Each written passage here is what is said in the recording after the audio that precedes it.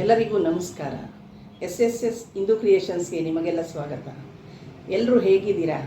ಎಲ್ಲರೂ ಚೆನ್ನಾಗಿರಲಿ ಅಂತ ಭಗವಂತನಲ್ಲಿ ನಾನು ಕೇಳ್ಕೊಳ್ತೀನಿ. ಈ ಸಲ ಮಳೆಯಿಂದಾಗಿ ಗಿಡಗಳೆಲ್ಲ ಎದ್ವಾ ತದ್ವಾ ಬೆಳೆದ್ಬಿಟ್ಟು ಎಲ್ಲ ಒಳ್ಳೆ ಪೊದೆಗಳ ಥರ ಆಗಿಬಿಟ್ಟಿದೆ. ಅದು ಹತ್ತಿರಕ್ಕೆ ಹೋಗೋಕ್ಕೆ ಭಯ ಆಗುತ್ತೆ, ಹಾಗಾಗಿದೆ. ಮತ್ತು ಅದು ಅಲ್ಲದೆ ಅದ್ರ ಕೆಳಗಡೆ ಇರುವಂಥ ಸಣ್ಣ ಪುಟ್ಟ ಗಿಡಗಳಿಗೂ ಬಿಸಿಲು ಬೀಳಲ್ಲ. ಮತ್ತು ನಾವು ಆಗಾಗ ಹೀಗೆ ಸ್ವಲ್ಪ ಕಟ್ ಮಾಡ್ತಾ ಇದ್ದರೆ ಗಿಡ ಮೇಲಕ್ಕೆ ಎತ್ತರಕ್ಕೆ ಹೋಗಲ್ಲ, ಸ್ವಲ್ಪ ಅಲ್ಲೇ ಬಂಚ್ ಥರ ಆಗಿ ಅಲ್ಲೇ ಹೂವು ಚೆನ್ನಾಗಿ ಬಿಡುತ್ತೆ. ನಾವು ಎತ್ತರಕ್ಕೆ ಬೆಳೆಯೋಕ್ಕೆ ಬಿಟ್ಟರೆ ಏನಾಗುತ್ತೆ, ಸುಮ್ಮನೆ ಬೆಳ್ಕೊಂಡು ಹೋಗುತ್ತೆ, ಹೂವು ಜಾಸ್ತಿ ಬಿಡಲ್ಲ, ಹಾಗಾಗುತ್ತೆ. ಹಾಗಾಗಿ ಸ್ವಲ್ಪ ಆಗಾಗ ಕಟ್ ಮಾಡ್ತಾ ಇರಬೇಕು. ಮತ್ತು ಇವತ್ತು ಎಲ್ಲ ಗಿಡಗಳಿಗೂ ಸ್ವಲ್ಪ ಪಾತಿ ಮಾಡಿ ಇದು ಮಾಡಬೇಕು. ಅದಕ್ಕೆ ಇವತ್ತು ಬೆಳಗ್ಗೆ 6 ಗಂಟೆಯಿಂದನೇ ಚಳಿಲೇ ಗಿಡಗಳ ಕೆಲಸ ಶುರು ಮಾಡ್ಕೊಂಡಿದ್ದೀನಿ. ಇದಾದಮೇಲೆ ತೆಂಗಿನ ಗಿಡಕ್ಕೆ ಪಾತಿ ಮಾಡಬೇಕು. ಮತ್ತು ನಿಂಬೆ ಗಿಡ, ಮೂಲಂಗಿ ಗಿಡಗಳಿಗೆ ಹುಳಗಳು ಸೇರ್ಕೊಂಡಿದೆಯೇನೋ, ಎಲೆಗಳೆಲ್ಲ ತೂತು ಬೀಳ್ತಾ ಇದೆ, ಅದನ್ನು ನೋಡಬೇಕು. ಎಲ್ಲ ಗಿಡಗಳಿಗೂ ಯೂರಿಯಾ ಹಾಕಬೇಕು. ಇನ್ನೂ ತುಂಬ ಕೆಲಸ. ಈ ತೊಗರಿ ಗಿಡಗಳು ಇನ್ನೂ ಸಣ್ಣವಾದ್ರಿಂದ ಈ ಗಾಳಿ ಮಳೆಗೆ ವಾಲಾಡಿ ಬಿದ್ದೋಗೋ ಹಾಗಾಗ್ತಾ ಇದೆ. ಹಾಗಾಗಿ ಅದಕ್ಕೆ ಒಂದು ಸಪೋರ್ಟ್ ಕೊಟ್ಟು ನಿಲ್ಲಿಸ್ತಾ ಇದ್ದೀನಿ. ಇವು ಎಲ್ಲ ಮಕ್ಕಳಾಗೇನೆ ತುಂಬ ಜೋಪಾನ ಮಾಡಿ ಬೆಳೆಸಬೇಕು ನಾವು. ಇನ್ನು ಈ ತೆಂಗಿನ ಗಿಡದ ಸುತ್ತ ಪಾತಿ ಮಾಡಿ ಅದಕ್ಕೆ ಸ್ವಲ್ಪ ಕಾಯಿ ಮಟ್ಟೆಗಳು, ಬೇವಿನ ಸೊಪ್ಪು, ನುಗ್ಗೆ ಸೊಪ್ಪು ಹಾಕಿ ಮತ್ತೆ ಮಣ್ಣು ಹಾಕಿ ಮುಚ್ಚಬೇಕು. ಹೀಗೆ ಮಾಡೋದ್ರಿಂದ ಗಿಡಕ್ಕೆ ಒಳ್ಳೆ ಆರೈಕೆ ಸಿಗುತ್ತೆ, ಪೋಷಣೆ ಸಿಗುತ್ತೆ ಅಂತ ಹೇಳ್ತಾರೆ. ನನಗೂ ಗೊತ್ತಿಲ್ಲ, ಇದರಲ್ಲೆಲ್ಲ ನನಗೆ ಅನುಭವ ಇಲ್ಲ. ಎಲ್ಲೋ ಹೀಗೆ ಕೇಳಿದ್ದು, ಎಲ್ಲೋ ವಾಟ್ಸಪ್ನಲ್ಲಿ ನೋಡಿದ್ದು ನನಗೆ ಗೊತ್ತು ಅಷ್ಟೆ. ಅಂದರೆ ಗಿಡದ ಬುಡಕ್ಕೆ ಹಾಕೋ ಹಾಗಿಲ್ಲ, ಗಿಡದಿಂದ ಒಂದು 2 ಅಡಿ ಮುಂದಕ್ಕೆ ಪಾತಿ ಮಾಡಬೇಕು. ಗಿಡದ ಸುತ್ತಲೂ ಸ್ವಲ್ಪ ಹಳ್ಳ ಮಾಡಿಕೊಂಡು ಅಲ್ಲಿ ಕಾಯಿ ಮಟ್ಟೆಗಳನ್ನೆಲ್ಲ ನೀಟಾಗಿ ಜೋಡಿಸ್ಕೊಂಡು ಬರಬೇಕು. ಜೋಡಿಸ್ಕೊಂಡ್ಬಿಟ್ಟು ಅದ್ರ ಮೇಲೆ ಕಾಯಿಮಟ್ಟೆ ಮೇಲೆ ಸ್ವಲ್ಪ ಎಲ್ಲ ಕಡೆನೂ ಇದು ನುಗ್ಗೆ ಸೊಪ್ಪು ಹಾಕ್ಕೊಂಡು ಬರಬೇಕು. ಹೀಗೆ ಮಾಡೋದ್ರಿಂದ ತೆಂಗಿನ ಗಿಡಕ್ಕೆ ಒಳ್ಳೆ ಪೋಷಣೆ ಆಗುತ್ತೆ, ಆರೈಕೆ ಆಗುತ್ತೆ ಅಂತ ಹೇಳ್ತಾರೆ. ಅದು ಹೇಗೆ ಅಂದರೆ, ಈ ಕಾಯಿಮಟ್ಟೆ ಒಳಗಡೆ ಎಲ್ಲ ಎರೆಹುಳುಗಳು ಬಂದು ಶೇಖರಣೆ ಆಗ್ತವಂತೆ. ಅದು ಎರೆಹುಳುಗಳು ಬಂದು ಸೇರಿದಷ್ಟು ಗಿಡಕ್ಕೆ ಒಳ್ಳೆಯದಲ್ವ, ಮಣ್ಣನ್ನೆಲ್ಲ ಹದ ಮಾಡ್ತವೆ ಅವು. ಈ ನುಗ್ಗೆ ಸೊಪ್ಪು ಹಾಕಿದರೆ ಯಾವ ಕ್ರಿಮಿಕೀಟಗಳು ಬರಲ್ಲ, ಮತ್ತು ಗಿಡಕ್ಕೂ ಒಳ್ಳೆ ಪೋಷಕಾಂಶ ಸಿಗುತ್ತೆ ಅಂತ ಹೇಳ್ತಾರೆ. ಇದು ನನಗೆ ಗೊತ್ತಿಲ್ಲ, ನಾನು ಎಲ್ಲೋ ಓದಿದ್ದು, ಎಲ್ಲೋ ಕೇಳಿ ತಿಳ್ಕೊಂಡಿದ್ದು. ಹಾಗಾಗಿ ನಾನು ಇದನ್ನು ಮಾಡ್ತಾಯಿದ್ದೀನಿ ಅಷ್ಟೇ. ಕಾಯಿಮಟ್ಟೆ ಮತ್ತು ಈ ನುಗ್ಗೆ ಸೊಪ್ಪಿನ ಜೊತೆ 1 kg ಉಪ್ಪನ್ನು ಹಾಕಿದ್ದೀನಿ. ಆದರೆ ಅದನ್ನು ವಿಡಿಯೋ ಮಾಡೋಕ್ಕೂ ಆಗಲಿಲ್ಲ, ಹಾಗಾಗಿ ನಿಮಗೆ ಅದನ್ನು ತೋರಿಸ್ಲಿಲ್ಲ ಅಷ್ಟೇ. ಇನ್ನು ಎಲ್ಲ ಗಿಡಗಳಿಗೂ ಪಾತಿ ಮಾಡಿಬಿಟ್ಟು ಯೂರಿಯಾ ಹಾಕ್ತಾಯಿದ್ದೀನಿ. ಅದು ಯೂರಿಯಾ ಅಂತಂದರೆ ಅದು ಏನು ಕನ್ನಡದಲ್ಲಿ ಏನು ಹೇಳ್ತಾರೆ, ರಂಜಕ ಅಂತಲೂ ಏನೋ ಹೇಳ್ತಾರೆ ಅಂತ ಅನಿಸುತ್ತೆ, ಗೊತ್ತಿಲ್ಲ ನನಗೆ, ದಯವಿಟ್ಟು ಕ್ಷಮಿಸಿ. ಯೂರಿಯಾ ಅಂತ ಅದನ್ನು ಹಾಕ್ತಾರೆ.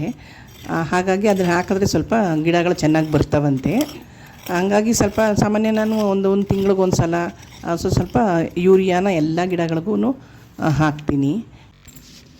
ನೋಡಿ, ಇದು ಯೂರಿಯಾ ಒಳ್ಳೆ ಸಕ್ಕರೆ ಅರಳು ಇದ್ದ ಹಾಗೆ ಬೆಳ್ಳಗೆ ಎಷ್ಟು ಚೆನ್ನಾಗಿದೆ.